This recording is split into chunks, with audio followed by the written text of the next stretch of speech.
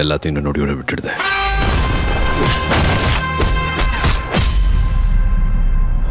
Summer holidays வந்தாச்சு, நம்ம GT ஹாலிடேஸும் வந்தாச்சு. GT holidays, south India's #1 travel brand.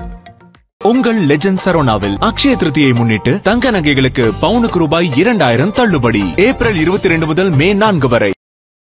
அடின்றது இடி மாதிரி பாகிஸ்தான் மேல விழுந்துகிட்டே இருந்தாதான் அந்த ராணுவம் நிலை கொலையணும். டயலாக் விட்டுருக்கான், இந்திய ரத்தம் ஓடும், குருதி ஓடும் அப்படின்னு. முதல்ல நாட்டுல தண்ணி ஓடுதா பார்க்கலாம், அதுக்கப்புறம் இந்திய ரத்தத்தை பத்தி பேசுவேன். நீ ஆண்மகனான்னு சொல்லிட்டே அங்க இருக்கிற மக்களுக்கே டவுட் இருக்கு. அவர்கள் ஆண்மகனா இருக்கிறதுக்கே தகுதியற்றவர்கள். பாகிஸ்தான் ஆக்குபைடு காஷ்மீர்ல பெரிய டெவலப்மெண்டே இல்லை. அவங்கள பொறுத்த வரைக்கும் பொன்முட்டையிடும் வாத்து காஷ்மீர். 130 அணு இருக்கு எங்க கிட்ட. நாங்க நாட்டை அழிக்கிறதுக்கு 130 தேவையில்லை, 10ஓ 15ஓ போதும். பாகிஸ்தான் மாதிரி நாட்டை அழிக்கிறதுக்கு 5ஓ இல்ல 10க்குள்ளேயே போதும். ஏன் நாட்டுக்குள்ள உனக்கு என்னடா வேலை? நான் ஏன் சொல்ற மாதிரி உனக்கு சுட்டுதான் கொல்லணும். அத்துமீறி நுழைந்தால், அதுவும் நீ கையில் துப்பாக்கி ஏந்தி இந்திய மக்கள் மீது சுடுவதற்கு நீ நுழைந்தால் நான் ஏன் சொல்ற மாதிரி தான் சுடுவாங்க. பாகிஸ்தானுக்கு இருக்கும் ஒரே வழி, அவர்களுக்கு தண்ணி வேண்டும் என்றாலோ உணவு வேண்டும் என்றாலோ அந்த நாட்டின் மக்கள் உயிர் வாழ வேண்டும், அவர்கள் ஜீவாதார உரிமையை இந்தியா பறித்து கொண்டது அப்படின்னு அவங்க கருதினாலோ அவர்களுக்கு இருக்கும் ஒரே வழி அவர்களின் ராணுவ தளபதி இந்த பிரச்சனைக்கு காரணமான ஆசிம் முனீரை இந்தியாவிடம் ஒப்படைக்கிறது. அங்கிருக்கும் தீவிரவாத தலைவர்கள், மற்ற தீவிரவாத தலைவர்கள், அது காலிஸ்தான் அமைப்பாகட்டும் இல்ல மௌலானா மசூத் அசர் ஆகட்டும், எல்லாரையும் கூண்டோடு நமக்கு ஒப்படைக்கட்டும். அவங்க போர் குற்றவாளிங்க. இந்தியாவுக்கும் பாகிஸ்தானுக்கும் போர் வருதுன்னா பாகிஸ்தான் ஆர்மி தாக்கு பிடிக்கிற அளவுக்கு இருக்காங்களா சார்? எப்படி தாக்கு பிடிக்கும்? இந்திய ராணுவத்தோட மொத்த கெப்பாசிட்டி 12 லட்சம் பேர். விமானப்படை 1,47,000, பாகிஸ்தான் 70,000. இந்திய கப்பல் படை கிட்டத்தட்ட 75,000, பாகிஸ்தான் கப்பல் படை 30,000. இந்தியாவை கிட்ட இருக்கும் ஆயுதம்னு எடுத்து பார்த்தீங்கன்னா 2 பெரிய போர்க்கப்பல்கள். பாகிஸ்தானை தாக்க போவது என்பது உறுதி.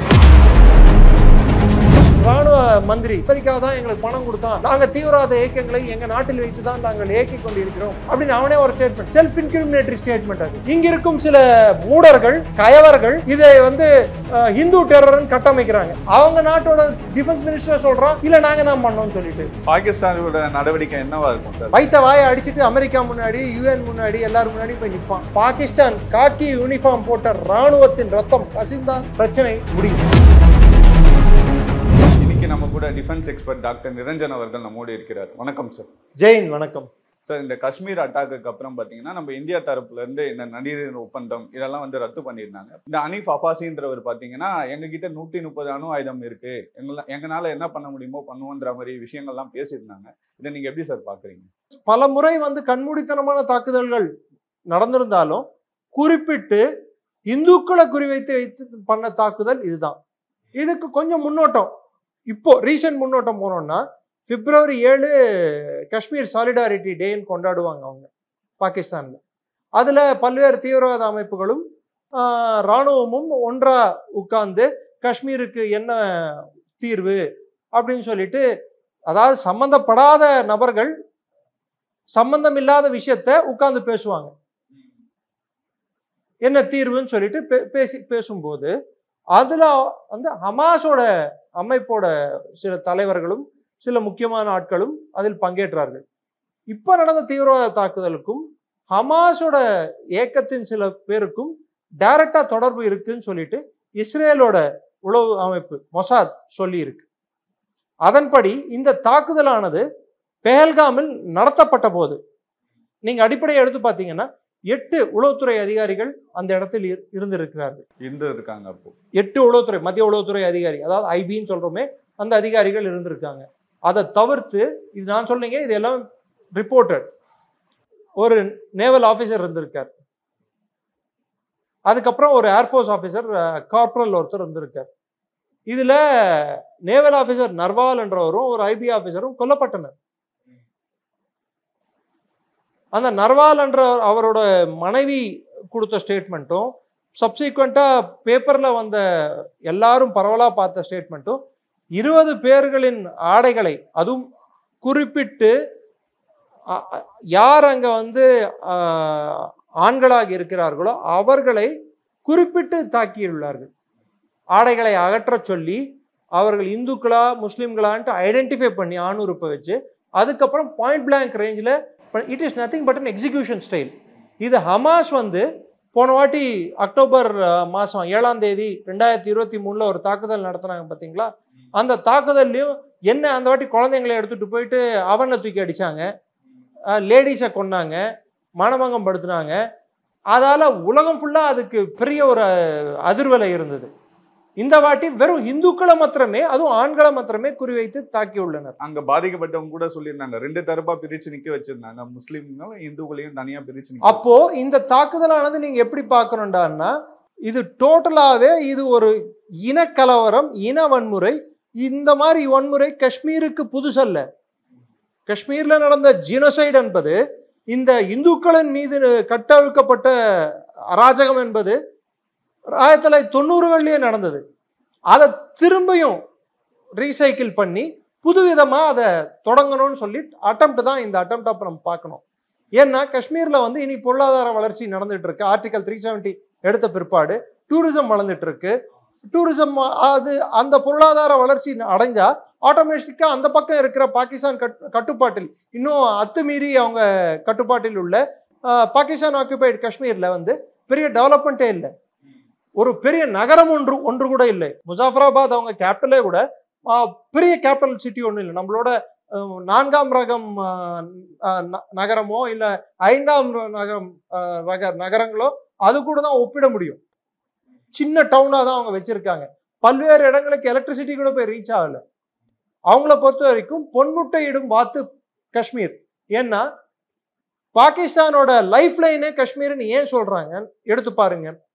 அவங்க இந்தியாவில் உற்பத்தியாகிற அந்த ஜீவநதிகள் 6 ஜீவநதி, இந்த இண்டஸ் வாட்டர்ல இருந்து வரக்கூடிய பிரிவு கிளை நதிகள் எல்லாம் சேர்த்துல 3 நதிகள் அங்கே போகுது, 3 நதிகள் இந்தியாவில் பாயுது. அதுதான் இந்த இண்டஸ் வாட்டர் ட்ரீட்டியை பற்றியே பேசுது. இந்த நதிகள் பாகிஸ்தான், அது போனா மட்டும்தான் பாகிஸ்தானோட உயிர் வாழ முடியும். இண்டஸ் நதிநீர் திட்டத்தை கூட வந்து இந்தியா ரத்து பண்ணதுக்கு இதை பண்ணியிருக்க வேண்டாம்ன்ற மாதிரி நிறைய மக்கள் பேசுறாங்க. யார் பேசுறா? எனக்கு தெரிஞ்சு இந்தியாவில் பேசுற மாதிரி தெரியலையே. இல்ல பாகிஸ்தான் மக்களும் பாதிக்கப்படுவாங்க இல்லையா? ஏன்னா டெரரிஸ்ட் பண்ணதுக்காக பொதுமக்கள் பாதிக்கப்படுறாங்கன்ற மாதிரி விஷயங்கள்லாம் சொல்றாங்க. அப்ப இந்திய மக்களோட உயிருக்குன்ட்டு அதுக்குன்ட்டு ஒரு விலை இல்லையா? இங்க ஒரு காங்கிரஸ்ல இருக்கக்கூடிய முன்னாள் ஹோம் மினிஸ்டரோட மகன் வந்து நாய்கள் தொல்லைகள் அதிகமாக இருக்குன்னு சொல்லிட்டு பிரதமர் கிட்ட போய் கம்ப்ளைண்ட் கொடுத்தாரா இல்லையா? சிவகங்கை எம்பி. நாய்கள் தொல்லைக்கே கொடுக்குறவங்க இது மாதிரி அத்துமீறி வந்து நம்மளோட உயிருக்கும் உடைமைக்கும் உத்தரவாதம் இல்லாம கண்மூடித்தனமாக தாக்கி நமது இந்தியர்களை கொன்றால் அதை வந்து அதுக்கு வந்து பதிலடி கொடுக்காமல் பாகிஸ்தானை பத்தி ஐயோ அங்க மக்களுக்கு செத்துருவாங்களேன்னு சொன்னா இது எந்த விதத்துல நியாயமா இருக்கும்? ஒரு காலத்துல அயூப் கான் சொன்னான், அதாவது அவங்களோட ராணுவ தளபதி அயூப் கான் சொன்னது, ஒரு இந்திய பாகிஸ்தான் ராணுவ வீரன் ஈக்குவல் டு 10 இந்திய ராணுவ வீரர்கள் அப்படின்னா. ஆனா இது வரைக்கும் பாகிஸ்தான் இன்னும் சாதிக்கலையே. ஏன்னா பாகிஸ்தான் ராணுவம் கிட்டத்தட்ட எல்லாருமே ஆண்மகன்கள் தான். இந்தியன் ராணுவம் மாதிரி விமனை வந்து ரெக்ரூட் பண்றது இல்லை. எல்லாருமே ஆண்மகன்களா இருக்கும்போது அவர்கள் ஆண்மகனா இருக்கிறதுக்கே தகுதியற்றவர்கள். அவங்க இதை எதிர்பார்த்திருக்க மாட்டாங்க சார். ஏன்னா அவங்க இப்ப கூட என்ன சொல்றாங்க, 130 அணு அதை இருக்கு எங்க கிட்ட, நாங்க வச்சுக்கோ அந்த மாதிரியே தான் சொல்றாங்களே. வச்சுக்கோ உங்ககிட்ட 130. சார் ஒரு நாட்டை அழிக்கிறதுக்கு 130 தேவையில்லை, 10ஓ 15ஓ போதும். பாகிஸ்தான் மாதிரி நாட்டை அழிக்கிறதுக்கு 5ஓ இல்லை 10க்குள்ளேயே போதும். இந்த அணு ஆயுதத்தை நீ எப்பத்துல இருந்து 98ல டெஸ்ட் பண்ண, 99 என்ன பண்ண முடிஞ்சது கார்கில்ல? அதுக்கப்புறம் நீ வந்து உரியில போய் அடிச்சோம், என்ன பண்ண முடிஞ்சது? பாலாகாட்ல போய் பாகிஸ்தானை வந்து ஒரு வாட்டி அடிச்சா பத்தாது. அடி ஒண்ணு இடி மாதிரி இருக்கணும். வடிவேல் ஒவ்வொரு படத்தை சொல்லுவோம் பாத்தீங்களா, அது மாதிரி ஒவ்வொரு வாட்டியும் அடின்றது இடி மாதிரி பாகிஸ்தான் மேல விழுந்துகிட்டே இருந்தாதான் அந்த ராணுவம் நிலை கொலையணும். ஏன்னா இந்த விஷயத்த நம்ம பிரதமர் மோடி அவர்கள் நல்லாவே கையாண்டு இருந்தாரு சார். ஏன்னா நதிநீர்ல வந்து கை வச்சா அப்போ இந்தியா காரணம் சொல்றேன். பாகிஸ்தானோட இப்போ இண்டஸ் வாட்டர் ட்ரீட்டி திருவாளர் நேரு அன்னைக்கு, நான் நேரு வந்து இதுக்கு முழுக்க பொறுப்புன்னு நான் சொல்ல வரல, ஆனா அவர் செய்த தவறுகள் இன்று நாம் அனுபவித்துக் கொண்டு இருக்கிறோம். அதுல பெருந்தவறு அன்னைக்கு இருந்த உலக அரசியல், நம்மளோட பொருளாதார நிலைமை எல்லாத்தையும் கருத்தில் கொண்டு அந்த இண்டஸ் வாட்டர் ட்ரீட்டியானது எதுக்கு தேவைப்பட்டதுன்னா, இந்த நதிகள் பாய்ந்து கொண்டிருந்தது பஞ்சாபில் இருந்து வெஸ்ட் பஞ்சாபை, அவங்க ஈஸ்ட் பஞ்சாபை நோக்கி. இதுல வந்து ஃபெரோஸ்பூர் அண்ட் மாதோப்பூர் கிட்ட வாட்டர் ஹெட்ஸ் அப்படின்வாங்க. வாட்டர் ஹெட்ஸ்னா தண்ணியை திசை மாத்துறது, திருப்புறது, அதோட போக்கை வந்து மாற்றி வைக்கிற மாதிரி அமைப்பு வந்து அங்கே தான் இருந்தது. அந்த லாக்கர்ஸ்ன்னு சொல்லுவாங்க பாருங்க, அந்த லாக்ஸ் எல்லாம். பாகிஸ்தான் வந்து கெனால் சிஸ்டம், அதாவது கால்வாய்கள் நிறைந்த பகுதியா பஞ்சாபும், பஞ்சாப் கீழே இருக்கிற பகுதி வந்து சிரகாய் ரீஜன் வந்து பெரிய பாலைவன பகுதி. அதுக்கப்புறம் வர்றது சிந்து. இங்கதான் இந்த நதிகள் பாய்ந்து சிந்து ஓரம், கராச்சி ஓரம் வரும்போது கிட்டத்தட்ட நம்ம கூவ நதி எப்படி குறுகிய ஒரு நதி மாதிரி போய் கடல்ல கலக்குதோ அது மாதிரி ஒரு சின்ன நதியா மாறிடும் அது. ஸோ பட் அதுதான் அவங்களுக்கு ஜீவாதாரமே. 90% அதை தான் யூஸ் பண்றாங்க. அதுதான் ஜீவாதாரமே. அந்த ஜீவாதாரம் வந்து போயிடுமோன்னு சொல்லிட்டு அவங்களோட அப்பான்னு கூட சொல்ல முடியாது.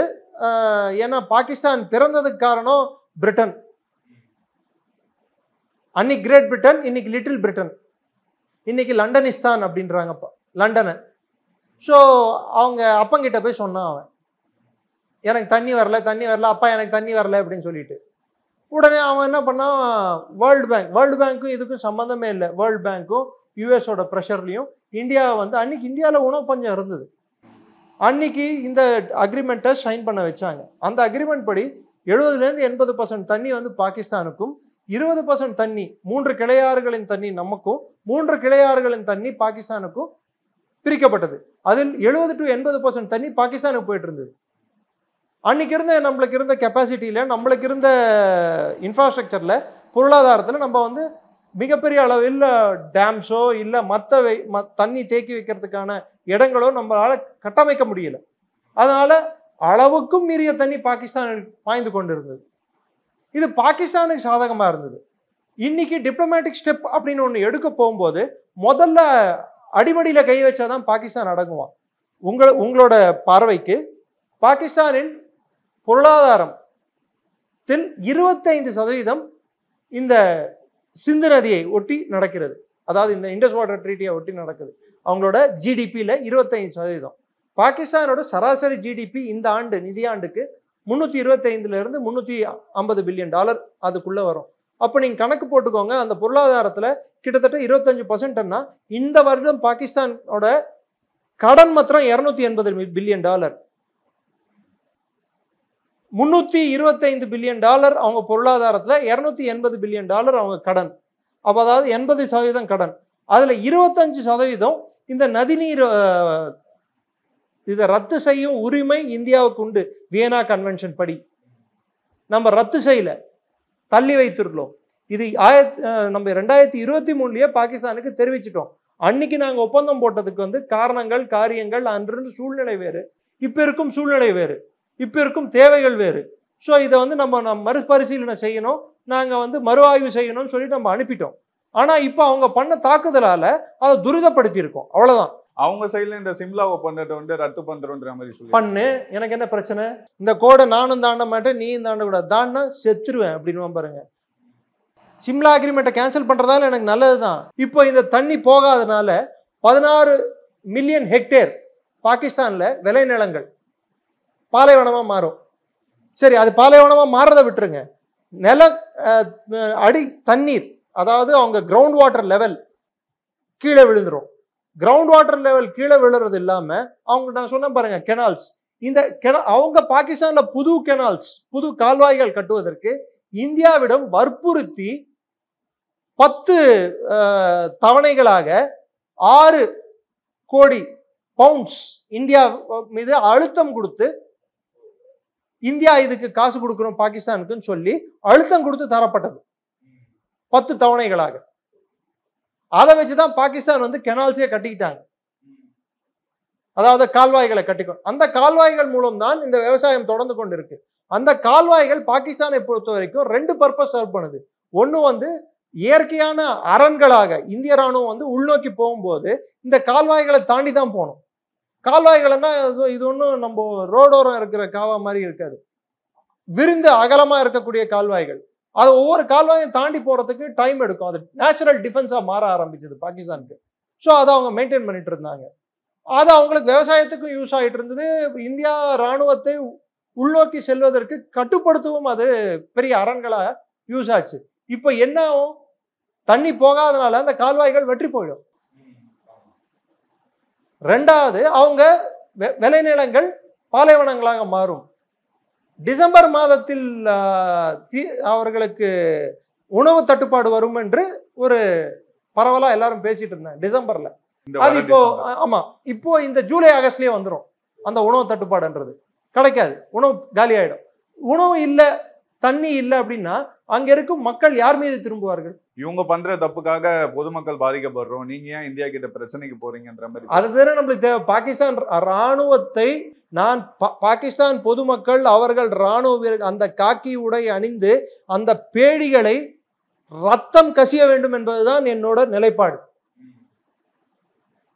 ஏன் இந்தியனாக இந்திய ரத்தம் ஒரு மனிதனோட உடம்புக்குள் ஓடி இருந்தால் எல்லோரோட நிலைப்பாடும் அதுவாதான் இருக்கும். நான் பொதுமக்களின் ரத்தம் கசிய வேண்டும் என்று பாகிஸ்தான்கார மாதிரி நான் பேச மாட்டேன். ஆனா அங்க காக்கி யூனிஃபார்ம் போட்டுக்கிட்டு தின்னு கொளுத்து மற்ற உயிர்களை அவங்க நாட்டில் இருக்கிற மக்களையோட அவங்களையும் கஷ்டப்படுத்தி நம்மளையும் கஷ்டப்படுத்தி நீ வாழ விடுன்றதுதான் நம்மளோட கொள்கை. நம்ம இத்தனை பிரச்சனைகள் நடந்தாலும் அவனுக்கு தனியை நம்ம நிறுத்தல. ஆனா எது வரைக்கும் உங்க மாதிரி சேனலுக்கெல்லாம் கலைஞர் எழுதின டைலாக் ஒன்று இருக்கு மனோகரால, கட்டுண்டோம் பொறுத்திருந்தோம் பொறுத்தது போதும் பொங்கி எழு அப்படின்னு சொல்லிட்டு. இப்போ அதுதான் நடந்திருக்கு. இப்போ பொங்கி எழுந்திருக்கு. அரசாங்கத்துக்கும் ஒரு பொறுமைக்கும் எல்லை உண்டு. அந்த பொறுமையோட அளவு மிஞ்சி போனதால ஃபர்ஸ்ட் மெஷர் டிப்ளமேட்டிக் மெஷர், தண்ணியை கட் பண்ணும். இதால அவங்களுக்கு முதல்ல தண்ணி அப்புறம் சாப்பாடு இது ரெண்டும் போயிடும். ஸோ பாகிஸ்தான் ராணுவத்து மீது மிகப்பெரிய ஒரு ப்ரெஷர் விழும். இந்த ஒரு கையாளாகாத ராணுவம், ஒரு சண்டையும் ஜெயிக்காத ராணுவம் மெடல் எதுக்கு குத்திக்கிட்டு இருக்காங்க இவங்க?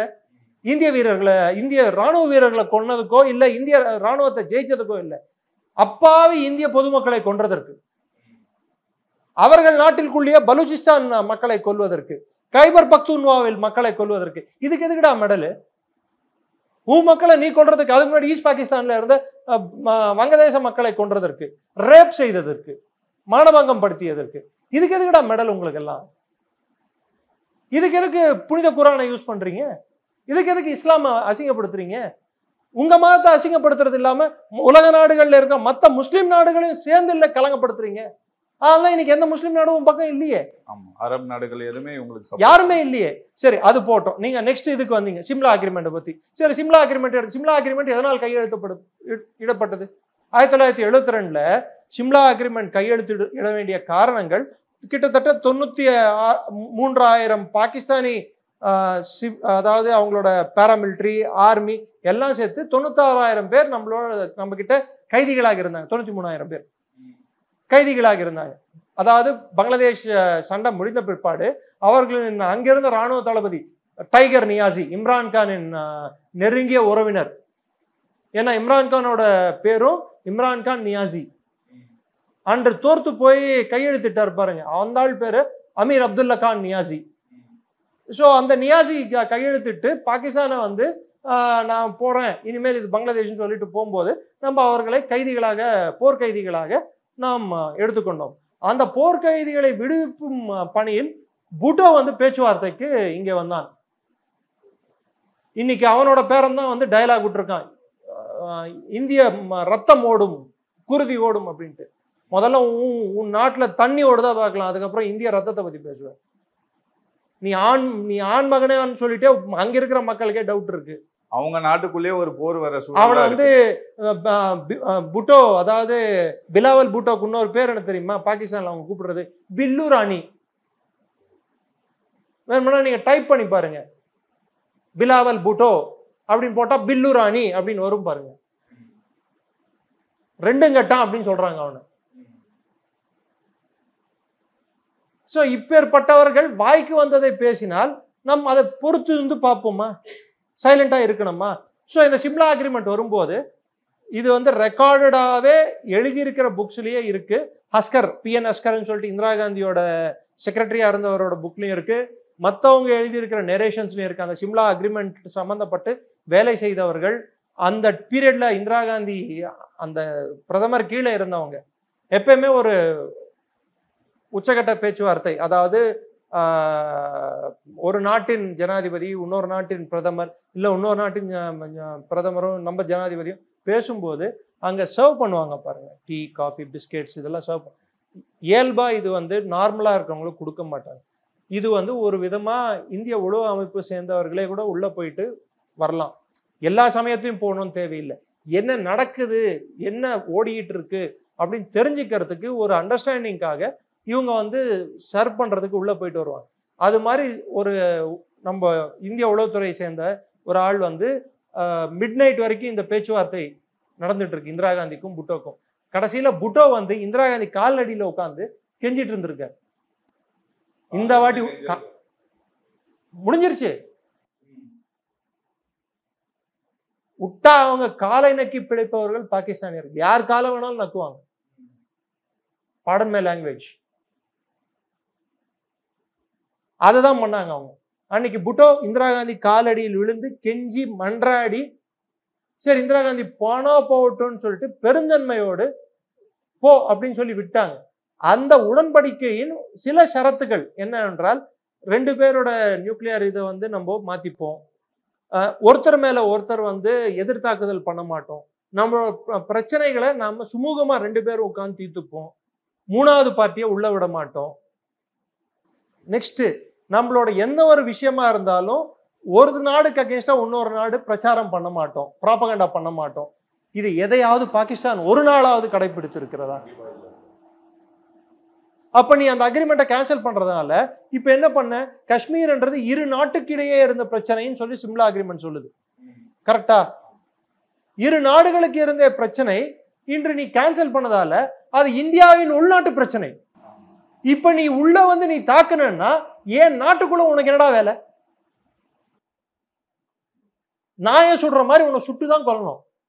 அத்துமீறி நுழைந்தால், அதுவும் நீ கையில் துப்பாக்கி ஏந்தி இந்திய மக்கள் மீது சுடுவதற்கு நீ நுழைந்தால் நீங்க என்ன எதிர்பார்க்கறீங்க? வாராஜா உனக்கு பொக்கே கொடுக்குறேன், உனக்கு பிரியாணி போடுறேன், உனக்கு ஹோட்டல்ல ரூம் போட்டு கொடுக்குறேன்னு சொல்ல முடியும்? நாயை சுடுற மாதிரி தான் சுடுவாங்க. இந்த டிஆர்எஃப் அமைப்பு தான் இதை பண்ணியிருக்கிறதா. டிஆர்எஃப் அமைப்பு என்பதே ஒரு லஷ்கர் ஏ தொய்பாவின் ஒரு கிளை அமைப்பு தான். அந்த டிஆர்எஃப் என்று ஸ்டார்ட் பண்ணது வந்து 2019-20 இந்த ஆர்டிகல் 370 ரத்து செய்த பிற்பாடு, அதுக்கப்புறம் அவங்க வந்து இந்த டிஆர்எஃப் என்ற அமைப்பு என்ற பேர் எதுக்கு வச்சாங்கடான்னா, அது வந்து ஒரு நியூட்ரல் ஆர்கனைசேஷன், மத சார்பற்ற தன்மையை வந்து எடுத்துக்காட்டும் விதமாக அப்படி ஒரு போலியான பிம்பத்தை கட்டி அமைப்பதற்கு டிஆர்எஃப் என்ற பேர் வச்சாங்க. அதோட தலைவன் சஜாத் குல் என்றவன் ஹஃபீஸ் சயீத் கூடிய இன்றும் அன்றும் என்றென்றும் உலாவிக் கொண்டிருப்பான். இப்போ என்னோட கேள்வி, நீங்க வந்து இந்த பிரச்சனை இதெல்லாம் நடந்துட்டு இருக்கும் போது, இது லஷ்கர் ஏ தொய்பா, ஜெய்ஷே முகமது 2 தீவிரவாத அமைப்புகள் பெரிய அமைப்புகளா இருக்கு. பார்லிமெண்ட் தாக்குதல்ல ஈடுபட்டாங்க, நிறைய தாக்குதல்ல ஈடுபட்டு. அதே லஷ்கர் ஏ தொய்பான்ற அமைப்பு, அதுக்கு இன்னொரு பேர் வந்து சர்க்காரி லஷ்கர் அப்படின்னு சொல்லுவாங்க. சர்க்கார் அப்படின்னா அவங்க நாட்டின் அரசாங்கத்தின் இராணுவம் அப்படின்வாங்க. பாராமிலிட்டரி மாதிரி இயங்கும் அது.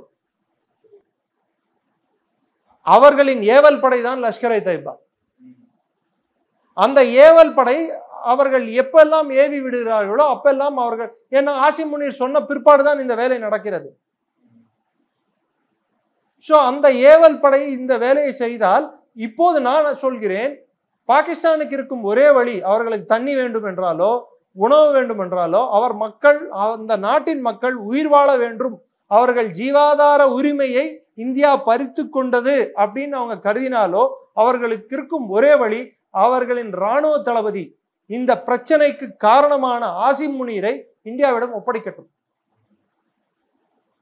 மும்பை தாக்குதலின் மூளையாக செயல்பட்டு இன்று காஷ்மீரில் நடந்திருக்கும் தாக்குதலுக்கு மூளையாக செயல்பட்ட Hafiz Saeed, Zakir Rehman Lakhvi, Muzammil Butt, including this Sajjad Gul, TRF தலைவன், எல்லோரையும் நமக்கு ஒப்படைக்கட்டும். அங்கிருக்கும் தீவிரவாத தலைவர்கள், மற்ற தீவிரவாத தலைவர்கள், அது காலிஸ்தான் அமைப்பாகட்டும் இல்ல மௌலானா மசூத் அசர் ஆகட்டும், எல்லாரையும் கூண்டோடு நமக்கு ஒப்படைக்கட்டும். இந்தியா அந்த ஸ்டாண்ட்ல தான் இருப்பாங்க. அவங்க போர் குற்றவாளிங்க. It is a genocide, my friend. குறிப்பிட்டு ஒரு இந்துக்களை குறிவைத்து கொல்லுவது என்பது இது டூரிஸ்ட கொண்டுதான் நீங்க வந்து சாயம் பூசாதீங்க. அப்கோர்ஸ் இந்திய தரப்பில் ஒரு உண்மையான ஒரு முஸ்லிம் ஒருவரும் அந்த பிரச்சனையில் அங்கே காப்பாற்ற போய் அங்கு தீவிரவாதிகளிடமிருந்து துப்பாக்கி பறிப்பதற்கு முயன்ற போது அவரும் சுட்டுக் கொல்லப்பட்டுள்ளார். அவரை சுட்டதுக்கு வந்து முஸ்லிம் செத்து போயிட்டான்னு சொல்றாங்க. ஆனா உங்களுக்கு ஒண்ணு சொல்லிக்க விரும்புறேன், லஷ்கர்-ஏ தொய்பா ஷியாக்களையும் கொல்லும்.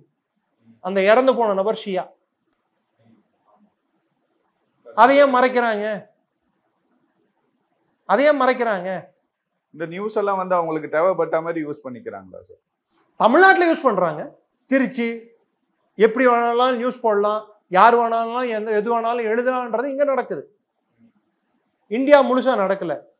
தமிழ்நாடும் கேரளாவும் ஒரு விதிவிலக்காக மாறிக்கொண்டிருக்கிறது இந்தியாவில். காஷ்மீர் உட்பட, காஷ்மீர்ல கூட இந்த மாதிரி நியூஸை ப்ராபகேட் பண்ணல.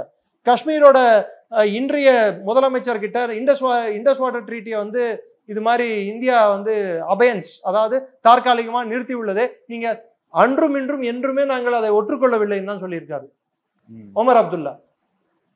இங்க இருக்கிற சில கோமான்கள் சீமான்கள் பாகிஸ்தானுக்கு சிம்பத்தைஸ் பண்றாங்க.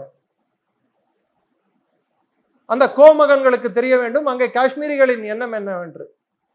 காஷ்மீரும் வந்து இந்தியாவுக்கு ஒன்றும் சப்போர்ட் பண்ணல இல்லையா சார்? அவங்களும் பாகிஸ்தான் பக்கம் சில பேர் நிக்கிறதானே சார். யார் நிக்கிறா? அரசாங்கம் நிக்குதா? காஷ்மீர்ல நான் அதான் சொல்றேனே, இதுல ஒரு தப்பு, இதுல வந்து பெரிய குற்றம் என்பது எந்த சைட்ல இருந்து நடந்ததுன்னா, இந்தியாவில் அதிக ஜனநாயகம் இருக்குவதும் ஒரு தவறுதான் நான் நினைக்கிறேன். அதன் வழிபாடு எப்படின்னு பாத்தீங்கன்னா, சுப்ரீம் கோர்ட் வந்து தேர்தல் நடத்தணுமா நடத்தக்கூடாதான்றது வந்து அந்தந்த அரசாங்கம் எடுக்க வேண்டிய முடிவு. காஷ்மீர்ல தேர்தல் நடத்துன்னு சொன்ன அந்த ஜட்ஜுகளை இன்று பாகிஸ்தான் பார்டர் பக்கம் அட்லீஸ்ட் ஒரு 4 நாள் அவங்கள வந்து, ஐயா உங்களுக்கு எல்லா பாதுகாப்பும் கொடுக்குறோம், நீங்க கொஞ்சம் தங்கிட்டு போறீங்களான்னு சொல்லணும். இல்ல பயல்காமில் ரத்தம் கசிந்த அந்த நிலப்பரப்பு இருக்குல்ல, சுட்டு கொண்டாங்கல்ல, அந்த நிலப்பரப்பை கொஞ்சமாவது கூட்டு போய் காட்டணும். எப்பேற்பட்ட ஆளாக இருந்தாலும் எந்த அதிகார இதுல பொசிஷன்ல உட்கார்ந்தாலும் அந்த இடத்துக்கு போகும்போது மனம் வலிக்கும், துன்பப்படுவார்கள். அவங்க கொடுத்த வர்டிக்டையே அவங்க வந்து மறுபரிசீலனை பண்ணுவாங்க. எலெக்ஷன் நடத்தினது பெரிய தப்பு. அட்லீஸ்ட் ஒரு 10-15 ஆண்டுகளுக்கு இந்த பிரிவினைவாத சக்திகளை ஒழிக்காத வரை நம் எலெக்ஷன் நடத்தாம இருந்ததுதான் நம்மளுக்கு நல்லது. இப்போ காஷ்மீர்ல வந்து பாத்தீங்கன்னா திரும்ப இந்த டூரிஸ்ட்லாம் வரமாட்டாங்க. இந்த தீவிரவாதம் வந்து அதிகமா திரும்ப ஆரம்பிக்குதுன்றப்போ டூரிஸ்ட்லாம் இதுக்கப்புறம் வரமாட்டாங்க இல்லையா சார்? அங்க இருக்க மக்களுக்கு இப்போ ஒன்று அடிப்படை நாம் புரிஞ்சுக்கணும். நம்ம வந்து காஷ்மீர்ல வந்து நிறைய வளர்ச்சி பணிகள் நடந்து கொண்டு இருக்குது. ரோடு இன்ஃப்ராஸ்ட்ரக்சர்ல இருந்து, பிரிட்ஜஸ் இன்ஃப்ராஸ்ட்ரக்சர்ல இருந்து, ரயில்வே கட்டுமானத்துல இருந்து எல்லாமே வந்து உயர்ந்திருக்கிறது. சில இடங்களுக்கு 6 மணி நேரம் 8 மணி நேரம் ஆகும் இடங்களுக்கெல்லாம் இன்று 2 மணி நேரம் 3 மணி நேரத்தில் பயணம் செல்ல முடியும். அந்த ஒரு நிலைமை காஷ்மீரில் இயல்பு நிலை திரும்பினால் பாகிஸ்தானுக்கு பிரச்சனை வரும். ஏன்னா அவங்க சைடு பாகிஸ்தான்ல டெவலப்மெண்ட் இல்லை. அதாவது அவங்க சைடு அவங்க கையில் இருக்கும், அவர்கள் பிடித்துக்கொண்டு ஆக்கிரமித்துக் கொண்டு காஷ்மீர் பகுதிகள் எந்த ஒரு வளர்ச்சியும் இல்லை. பாகிஸ்தானுக்கு வந்து துணையா இருக்கிறது வந்து சைனா வந்து ரொம்ப துணையா இருக்காங்க. நம்ம இந்தியாவுக்கு வந்து சரி, உங்களுக்கு அடிப்படையா ஒரு என்ன சொல்றேன், சைனாவோட JF-17 சொல்லிட்டு ஒரு ஃபைட்டர் ஏர்கிராஃப்ட் இருக்கு. அது 6th ஜெனரேஷன் ஏர்கிராஃப்ட். சைனா என்ன சொல்லியிருக்கான் தெரியுமா? என்னோட ஏர்கிராஃப்ட் இந்தியா பாகிஸ்தானுக்கு இப்ப சண்டை வந்தா பாகிஸ்தான் விமானப்படை என் பிளேனை யூஸ் பண்ணக்கூடாதுன்னு சொல்லியிருக்கான். F-16 வந்து அமெரிக்கா யூஸ் பண்ணக்கூடாதுன்னு சொல்லியிருக்கு, தெரியுமா? ஸோ அவர்கள் மீது அழுத்தம் இருக்கிறது. அவங்க கிட்ட இருக்கிற சப்மரைன்ஸ்ல கிட்டத்தட்ட 70% ஆஃப் த சப்மரைன்ஸ் வந்து ஒன்னு ரிப்பேர்ல இருக்கு, இல்ல முழுமையும் செயல்படாமல் இருக்கு. 2 சப்மரைன் தான் ஆக்டிவா இருக்கு. புரியுது. அப்போ சைனா வந்து பாகிஸ்தானுக்கு சப்போர்ட் பண்ணாது. ஏன்னா இப்போ வரைக்கும் அமைதியாக சப்போர்ட் பண்ண வேண்டிய தேவை அவர்களுக்கு இப்போது இல்லை. ஏன்னா அவங்க சப்போர்ட் பண்ண போனாங்கன்னா ஆல்ரெடி அவர்களுக்கும் அமெரிக்காவுக்கும் ஒரு பொருளாதார யுத்தம் நடக்கிறது. இது அவர்களை பொறுத்த வரைக்கும் இது தேவையற்ற போராதான் அவங்க பார்ப்பாங்க. இதால அவங்களுக்கு என்ன லாபம்? ஆல்ரெடி போட்ட $40 பில்லியன் ஒரு லாபம் இல்லாம முழி புதுங்கி என்ன பண்றதுன்னு தெரியாம சைனா முழிச்சிட்டு இருக்கான். இந்த சூழ்நிலையில இப்ப பாகிஸ்தான்ல போயிட்டு நான் பாகிஸ்தானுக்கு நான் ஒத்து ஊதுறேன்னு சொல்லிட்டு வந்தான்னா, சரி பாகிஸ்தான் ஆர்மியாவது 11 மாசம் ட்ரைனிங் எடுக்கிறாங்க. சைனா ஆர்மி 7 மாசம் தான் ட்ரைனிங், தெரியுமா உங்களுக்கு? It's a conscript army. அதனால கல்வான்ல ஒரு வீடியோ கூட வந்திருக்கும், பழைய வீடியோ. கல்வான்ல வந்து ஆர்மியை அனுப்புறதுக்கு அவங்க சைனா நேவிக்காரன் அழுதுட்டு போயிட்டு இருப்பான். ஏன்னா அவங்க இராணுவத்துக்கு வந்து ரொம்ப மிகைப்படுத்திய இராணுவம், ரொம்ப இன்னும் சொல்ல போனா ஹைப்டு ஆர்மி இந்த வேர்ல்டு எதுன்னு கேட்டீங்கன்னா சைனீஸ் ஆர்மி. இது வரைக்கும் அவங்க பேட்டில் ஃப்ரண்ட்ல ஜெயிச்ச சண்டைகள் என்ன? 62 ஜெயிச்சாங்க. அதுக்கப்புறம் 67 சோலா நாத்துலால வந்து இந்தியா கிட்ட அடி வாங்கினாங்களே. ஒரு செக்டார்ல கிட்டத்தட்ட ஒரே ஒரு செக்டார்ல 700 சைன வீரர்கள் கொல்லப்பட்டனர். அதுக்கப்புறம் 1987 வரைக்கும் சைனா இந்தியா பக்கம் திரும்பி பார்க்கல. அப்புறம் திரும்பி பார்த்தப்போ சுந்தராம் சூ இன்சிடென்ட் நடந்தது. அன்னைக்கு இருந்த இந்தியாவோட ராணுவ தளபதி தமிழன் ஜெனரல் சுந்தர்ஜி. இப்போ இந்தியாவுக்கும் பாகிஸ்தானுக்கும் போர் வருதுன்னா பாகிஸ்தான் ஆர்மி தாக்கு பிடிக்கிற அளவுக்கு இருக்காங்களா சார்? எப்படி தாக்கு பிடிக்கும்? அடிப்படையா சாப்பாடு இல்லை, தண்ணி இல்லை. ரெண்டாவது வந்து பாகிஸ்தான் இந்தியாவுக்கும் இருக்கிற அடிப்படை டிஃபரன்ஸ் எடுத்து பார்த்தீங்கன்னா அவங்களுக்கு இருக்கிறது 10 கோர் கமாண்டு, 6 லட்சம் பேர் பாகிஸ்தான் ராணுவத்தோட ஸ்ட்ரென்த்து. ரிசர்விஸ்ட் ஒரு ரிசர்வ்னா அவங்களோட மற்ற இதையும் சேர்த்தா இருப்பில் இருப்பவர்கள், ஓய்வு பெற்றவர்கள், தற்காலிகமாக வெளியே இருப்பவர்கள் எல்லாம் சேர்த்தா இன்னொரு 2.5-3 லட்சம் பேர், மொத்தம் 9 லட்சம் பேர். இந்திய ராணுவத்தோட மொத்த கெப்பாசிட்டி 12 லட்சம் பேர். இந்திய விமானப்படை 1,47,000, பாகிஸ்தான் 70,000. இந்திய கப்பல் படை கிட்டத்தட்ட 75,000, பாகிஸ்தான் கப்பல் படை 30,000. இந்தியாவுக்கிட்ட இருக்கும் ஆயுதம்னு எடுத்து பார்த்தீங்கன்னா 2 பெரிய போர்க்கப்பல்கள் இருக்கின்றன, அதாவது ஏர்கிராஃப்ட் கேரியர் விமானம் ஏந்திய கப்பல்கள் 2 இருக்கு. INS Vikramaditya, INS Vikrant. அவங்க உள்நாட்டு பிரச்சனைகளை சமாளிக்கிறதுக்கு அவங்களுக்கு டைம் சரியா போயிட்டு இருக்கு. ஸோ மிச்சம் இருக்கிறது எத்தனை கோரு? 10ல் 6 வந்து இந்தியாவை சமாளிக்க முடியுமா? கண்டிப்பா முடியாது. ரெண்டாவது, இது முழு போராக வெடிக்க போகுதா? அதுவும் இல்லை. இந்தியா வந்து எந்த விதமான தாக்குதலை வந்து முன்வைக்க போகிறது? பாகிஸ்தானை தாக்க போவது என்பது உறுதி. ஆனா எப்படி தாக்க போகிறார்கள்? அந்த தாக்குதல் வந்து எதன் மூலமாக தாக்க போகிறார்கள்? கடல் மூலமா, கடல் வழியாகவா, வான்வழியாகவா, இல்லை நம்ம இராணுவத்தின் ஸ்பெஷல் கமாண்டோ யூனிட் மூலமாகவா, இல்ல இது மூணும் கலந்ததாகவா? அதை வந்து நீங்களும் நானும் கணிக்க முடியாது. இங்க சில பேர் வந்து இப்படிதான் நடக்கும், அப்படிதான், அது மாதிரி கணிக்கிறதுக்கு ஆள் நான் இல்லை. ஆனா ஒன்னு டெஃபினட், எங்கெல்லாம் வந்து பாகிஸ்தானோட இன்ஃபில்ட்ரேஷன், அதாவது தீவிரவாதிகளை ஊடுருவல் பண்ணுவதற்கு போஸ்டுகள் அமைக்கப்பட்டுள்ளதோ பார்டர்ல, குறிப்பிட்டு பிஓகே எல்ஓசி என்னுவாங்க. ஷிம்லா அக்ரிமெண்ட் படிதான் எல்ஓசி என்று ஒன்று உருவானுச்சு. ஷிம்லா அக்ரிமெண்ட்டே இல்லைன்னா அது வந்து சீஸ்ஃபயர் லைன் தான் சொல்லுவாங்க. 65 சண்டை முடிஞ்சப்புறம் அதை சீஸ்ஃபயர் லைன் சொன்னாங்க. ஷிம்லா அக்ரிமெண்ட்ல தான் இது வந்து தற்காலிகமான எல்லை அப்படின்ற பேர் வச்சு லைன் ஆஃப் கண்ட்ரோல்னு சொன்னாங்க. இப்ப ஷிம்லா அக்ரிமெண்ட் இல்லைன்னு சொல்லிட்ட. சோ நீ வந்து அந்த இடத்துல நீ உட்கார்ந்துருக்கன்னா அது என்னோட பகுதியில் நீ உட்கார்ந்துருக்கன்னு அர்த்தம். ஆமா, அப்ப இந்தியாவுக்கு ஒன்னும் அது இந்தியாவுக்கு தார்மீக உரிமை இருக்கிறது அவர்களை தாக்குவதற்கு. கரெக்டா? ஆமா. தாக்கலாமா இல்லையா? கண்டிப்பா தாக்கலாம். அப்போ அந்த பார்டர்ல அவங்களுக்கு இருக்கிற போஸ்ட், மெயினா ஆர்மியோட போஸ்ட், இந்த தீவிரவாதிகளை ஊடுருவல் செய்யும் அந்த பகுதிகளை குறிவைத்து துல்லியமாக தாக்குதல் நடக்கும். 3-7 நாட்களுக்குள் ஏதாவது ஒரு பெரிய ஒரு சம்பவத்தை, தரமான சம்பவம், தமிழ்நாட்டில் உங்க பிலிம் லாங்குவேஜ்ல சொல்லணும்னா தரமான சம்பவத்தை எதிர்பார்க்கலாம்.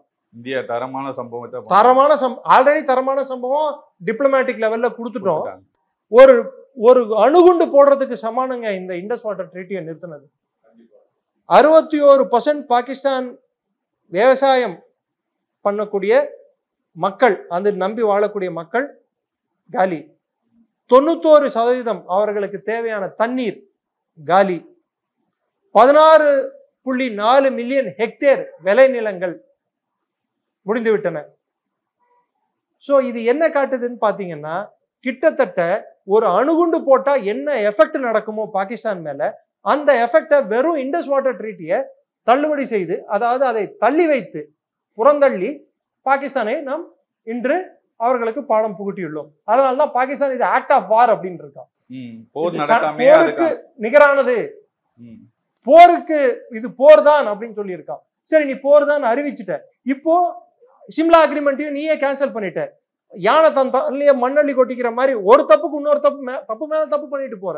இது இல்லாம அவங்களோட ராணுவ மந்திரி, ஆமா நாங்க அமெரிக்கா தான் எங்களுக்கு பணம் கொடுத்தான், நாங்க தீவிரவாத இயக்கங்களை எங்க நாட்டில் வைத்து தான் நாங்கள் இயக்கிக் கொண்டிருக்கிறோம் அப்படின்னு அவனே ஒரு ஸ்டேட்மெண்ட், செல்ஃப் இன்கிரிமினேட்டரி ஸ்டேட்மெண்ட். அது இங்க இருக்கும் சில மூடர்கள் கயவர்கள் இதை ஹிந்து டெரர்னு கட்டமைக்கிறாங்க.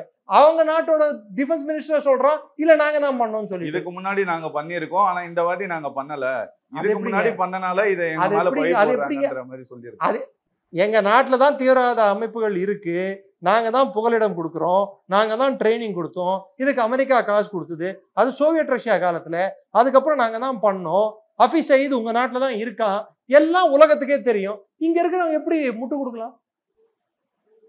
இவர்கள் 5ஆம் படை, இவர்கள் அந்நிய கைக்கூலிகள், தேசிய பாதுகாப்பு சட்டத்தின் கீழ் இவர்கள் உள்ளே இருக்க வேண்டிய நபர்கள். யாராகினும் பாகிஸ்தானோட டேஞ்சரஸான எலிமெண்ட்ஸ் இவங்க. ஒரு சாணக்கியர் சொல்லியிருக்காரு, சாணக்கிய நீதியில, ஒரு நாட்டுக்கு பெரிய அச்சுறுத்தல் வெளிநாட்டில் வரும் எதிரியிடம் இருந்து இல்ல, உள்நாட்டில் இருக்கும் துரோகிகளிடமிருந்து. இவர்கள் துரோகிகள். விரோதிக்கு மன்னிப்புண்டு, எதிரிக்கு கூட மன்னிச்சிடலாம், துரோகிகளுக்கு மன்னிப்பே இல்லை, கொடுக்கவும் கூடாது. ஃபார் யுவர் கைண்ட் இன்ஃபர்மேஷன், மோடியை வசைபாடும் இங்கிருக்கும் சில பேர் தெரிந்து கொள்ள வேண்டிய விஷயம், இந்தியாவில் அட்லீஸ்ட் 45 நாட்களுக்காவது தேவையான எண்ணெய் நாம் சேர்த்து வைத்துள்ளோம்.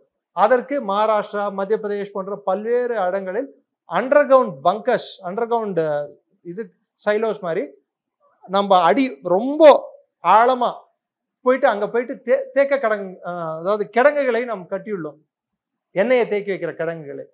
இது நம்மளுக்கு 30 முதல் 45 நாள் வரைக்கும் நம்மளோட எண்ணெய் தேவைகளை பூர்த்தி செய்யும்.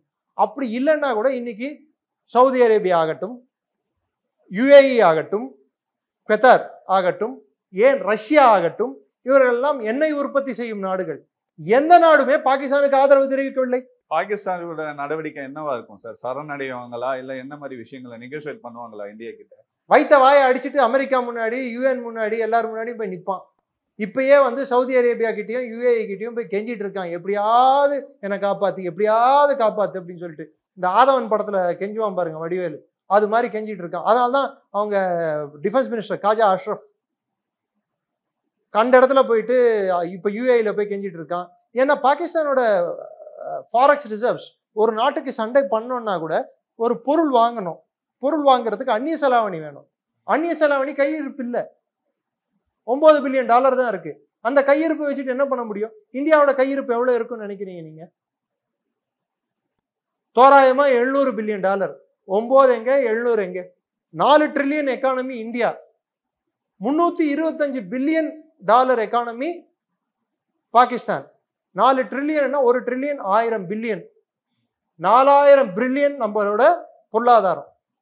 இதனால இங்க இருக்கிற சில அதிமேதாவிகள் கேட்பாங்க, பாகிஸ்தான் மீது விமானம் செல்வதற்கான தடை ஏற்பட்டுள்ளதே, இதனால் பல கோடி ரூபாய் நாம் இழந்திருக்கிறோமே. அட முட்டாள் பதிரர்களே, பாகிஸ்தானுக்கு தண்ணி விடாம போனதுனால $80 பில்லியன் பாகிஸ்தானுக்கு இப்போ பொருளாதார சேதம் நடைபெற்றுள்ளது. இது அவர்களுக்கு சேதம் இல்லையா? சோத்துக்கு சிங்கி அடிக்க போறான், அது நஷ்டம் இல்லையா? இதை பத்தி யோசிக்க மாட்டீங்களா சார்? சண்டைன்னு வந்தா 2 பக்கம் சேதம் இருக்கும், ஆனா எந்த பக்கம் சேதம் அதிகன்றதானே நம்ம பார்க்கணும். இப்ப இதனால அவங்க உள்நாட்டுக்குள்ளேயே போர் வர சூழல் இருக்கே, ஆல்ரெடி நடந்துட்டு தானே இருக்கு. இன்னும் அந்த போர் அடுத்த கட்டத்தை நோக்கி போகும் இல்ல சார். பாகிஸ்தான் இன்னைக்கு பாகிஸ்தானியர்கள் ஆர்மி கிட்ட இருக்க பெரிய பிரச்சனை என்னடான்னா, டாக்டிக்கலா அவங்கள மாதிரி பிளான் பண்றதுக்கு யாராலையும் முடியாது. அதாவது இன்னைக்கு நான் ஒரு பிளான் போட்டு அந்த பிளானை செயல்படுத்துறதுக்கு என் மாதிரி புத்திசாலி யாருமே இல்லை. ஆனா நான் பண்ண பிளானால, நான் பண்ண ஒரு பிரச்சனையால, உதாரணத்துக்கு பேல்காம் அட்டாக்கால, அது சக்சஸ்ஃபுல் அட்டாக் பாகிஸ்தானை பொறுத்த வரைக்கும், அதால வரக்கூடிய விளைவுகள் என்ன, அதை பத்தி யோசிக்க தொலைநோக்கு பார்வைன்றது பாகிஸ்தான் கிட்ட கண்டிப்பா கிடையாது, ஜீரோ. அதனால்தான் they are called tactically brilliant, strategically foolish. அதனால்தான் எல்லா சண்டையும் ஸ்டார்ட் பண்றது அவங்களா இருப்பாங்க. ஃபர்ஸ்ட் 2 நாள் அவங்க பக்கம் ஆஹா ஓஹோன்னு இருக்கும், கடைசியில யார் ஜெயிச்சான்னு பார்த்தா ஆப்போசிட் எண்டிங்ல இருக்கு இந்தியா. கார்கில்ல பனி சூழ்ந்த பிரதேசம், மலைகள் காலியா இருக்கு, அத்துமீறி போய் உட்கார்ந்துட்டாங்க. இந்திய ராணுவம் நம்மள ஒன்றும் பண்ண முடியாது, திருப்பி பதிலடி கொடுக்க முடியாது, நம்ம ஸ்ரீநகரை கட் பண்ணிடுவோம், எல்லாம் கரெக்டா இருந்தது. அவன் கண்ணோட்டத்துல இருந்து எல்லாம் கரெக்ட். இப்ப நம்ம அரசியல் கட்சிகளை நாங்க ஜெயிச்சிருவோம் ஏன்னா அவங்க கண்ணோட்டத்துல இருந்து தான் பாக்குறாங்க, ஆப்போசிட் சைடோட கண்ணோட்டத்துல இருந்து பார்க்கணும் இல்ல. அதுதானே ஸ்ட்ராட்டஜி. போர் வியூகம்ன்றது அதுதானே. அவங்க கண்ணோட்டத்துல இருந்தே பார்த்துப்பாங்க. அவங்க நம்ம எல்லாம் கரெக்டா பண்ணிட்டோம். அவங்க யோசிக்காது, நீங்க அத்துமீறி நுழைஞ்சீங்க, மேல உட்கார்ந்தீங்க, இந்தியா நீ அத்துமீறி நுழைஞ்சு நீ என்ன சொன்ன? நுழைஞ்சது முஜாஹிதீன், அதாவது சுதந்திர போர் வீரர்கள், போராளிகள் அப்படின்னு சொன்ன. போராளிகள் சொன்னப்புறம் என் நாட்டு ராணுவம் இல்லைன்னு சொல்லிட்டேன். நீ உன் நாட்டு ராணுவம் இல்லைல்ல, சரி அப்ப என் விமானத்தை யூஸ் பண்ணி, ஏன் உள்நாட்டுக்குள்ளேயே நான் விமானத்தை யூஸ் பண்ணி தாக்குதல் பண்றேன், நீ என்ன பண்ணுவ? ஒண்ணுமே பண்ண முடியல. அதனால தானே கிட்டத்தட்ட 2700 பேர் பாகிஸ்தானுக்கு உயிர் சேதம் ஏற்பட்டது கார்கில் சண்டையில. உரி சர்ஜிக்கல் ஸ்ட்ரைக்ல நீ என்ன பண்ண? இந்தியர்களை கொன்ன. திருப்பி நம்ம போய் உள்ள போய் அடிச்சோம். பாலாகோட்ல என்ன பண்ண? ஆனா இது இப்போ கொடுக்க வேண்டியது ஒரு பாலாகோட் இல்ல, இது மாதிரி 5-6 பாலாகோட், 5-6 உரி மாதிரி ஸ்ட்ரைக்கு பாகிஸ்தானுக்கு அவங்களுக்கு சுத்தமா நிலைக்குலைய வைக்கும் அளவுக்கு நம்ம பண்ணாதான் வெறும் அவர்களின் பொருளாதார வலிமை மட்டுமல்ல, அவர்கள் ஜீவாதார உரிமை மட்டுமல்ல, அந்த இராணுவத்தின் செயல்பாடும் அந்த இராணுவத்தின் ஆதிக்கத்தையும் அளிக்க வேண்டும். அந்த நாட்டிலேயே அந்த இராணுவத்துக்கென்று இருக்கும் அந்த ஒரு தூக்கி பிடிக்கும் தன்மை, அவர்களை விட்டால் எங்களுக்கு கதி இல்லை என்று மக்கள் நம்பிக்கொண்டிருக்கிறார்கள். அந்த பிம்பத்தை உடைக்க வேண்டும். அதை உடைத்தால் பாகிஸ்தான் காக்கி யூனிஃபார்ம் போட்ட ராணுவத்தின் ரத்தம் கசிந்தால் பிரச்சனை முடியும். பார்க்கலாம் சார் இந்தியா எந்த அளவுக்கு பதிலடி கொடுக்குறாங்க. ரொம்ப நன்றி சார். ஜெயந்த், நன்றி.